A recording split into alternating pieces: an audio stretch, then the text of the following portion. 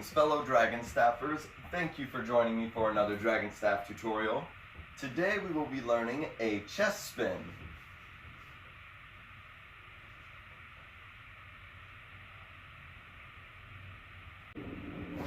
Before getting started, I have to say to all of you supporting me on Patreon, thank you. I bow to you. Mwah. I kiss your feet. In all seriousness, I really appreciate you all. That's why I'm making these more advanced Dragonstaff tutorials for certain tiers where I can get a little more in-depth into a little more techie stuff.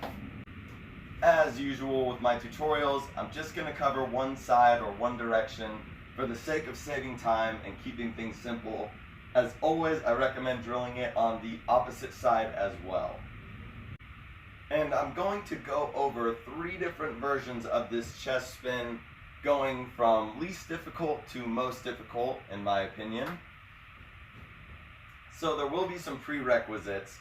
For the first one, I wouldn't say that there's necessarily any prerequisites, although it will be helpful if you know cheating death going across the chest, like so. For the second variation, you'll want to know that as well as your forearm roll. More specifically, if you know a forearm roll trap, or I've also heard it referred to as a slapback joel. It's basically a forearm roll and then the center point comes across the chest. And lastly, for the third variation, it will be helpful if you know a forearm roll propeller. I will put links to these tricks down in the comments below.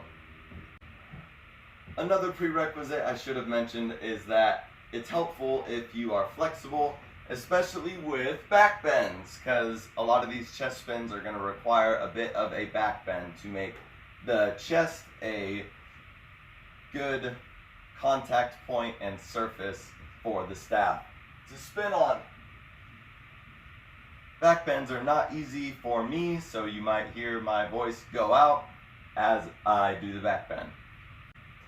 So for the first one, we're going to start relatively simple. I will show this again facing the same direction as you, but just wanted to show first so that you can see. Also, if you didn't already notice, I have the yellow tape marked about 6 inches from the center on my right, blue tape about 6 inches from the center to my left. And you're going to want your legs a bit wide to be able to do the back bend here, unless you're naturally flexible or back bends are easy for you or you work at them, whatever the case. So I'm going to start with the center point resting on my chest here. At the top of the chest, the center point, the sternum here, right where that little V at the neck ends, nice surface point there. And then I'm going to tip back so that my chin is out of the way of the spin here. And much like a palm spin does a rotation overhead, I'm going to turn the staff so that it does a rotation again overhead, but this time on my chest. I'm pushing the yellow tape side away from me, blue tape side towards me.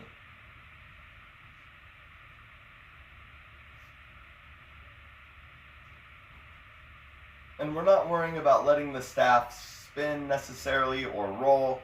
We just want it to do a 360 on the chest here.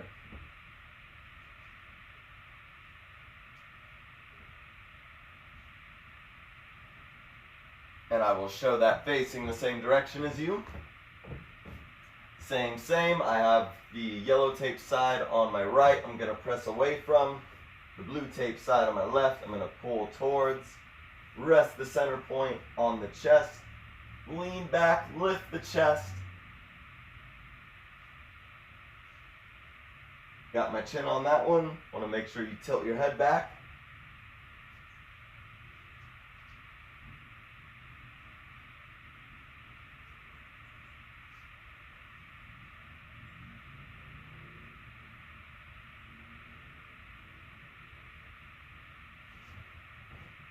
I definitely find that higher up is more helpful to not lose the staff If it starts to creep down for me, it usually means the chest spin isn't going to land the way I want.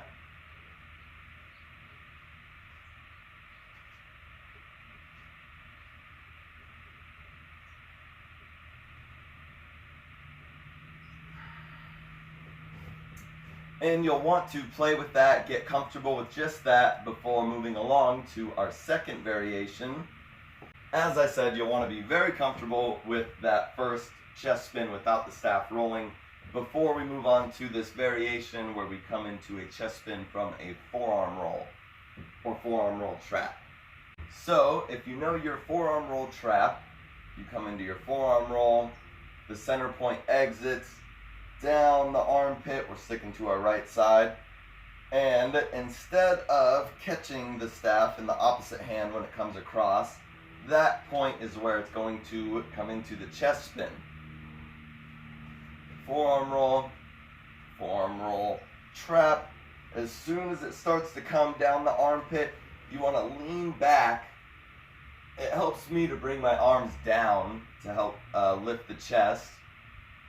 And the center point is going to roll over the armpit, across the chest, do a full circle at the top of the chest there, and then roll away from you, coming into, you can just let the staff roll down your arms, or you could even come straight into a forearm roll. If that's comfortable for you, I will show that in real time and in slow motion. I will also go over it again facing the opposite direction.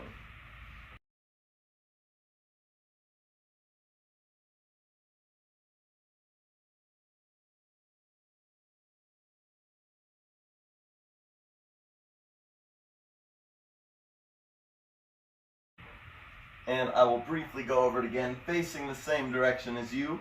Come into the forearm roll, center point rolls down the arm, up the arm, down the armpit, and across towards the chest. That's where we bring our arms down, lean back, lift the chest. Do one rotation at the top of the chest there, and then the staff rolls away from you in whichever way you want the staff to go from there.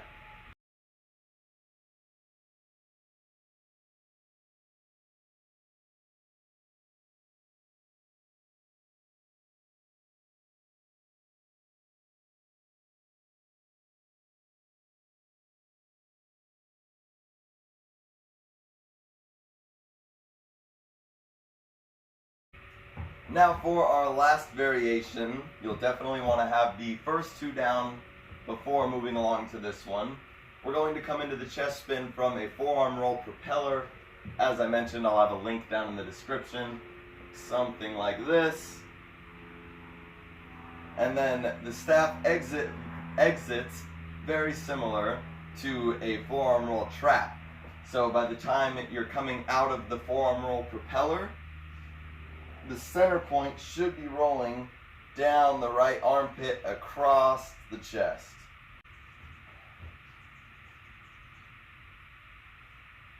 So you'll want to come into your forearm roll propeller, and then when the center point comes down that right armpit, same thing we did in the second variation, we'll lean back, let the center point roll towards the center of the chest, up towards the chin, and then doing a full circle away from you, come out with the staff rolling away from you.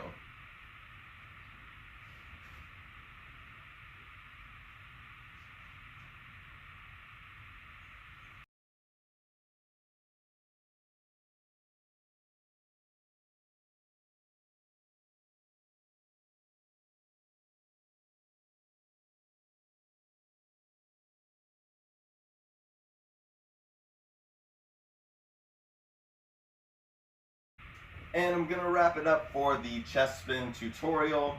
Thank you all so much for watching. I hope that it was helpful. If you have any questions or want me to clear anything up, please feel free to drop a comment or shoot me a message. And I really appreciate you all, and I will see you very soon in the next video.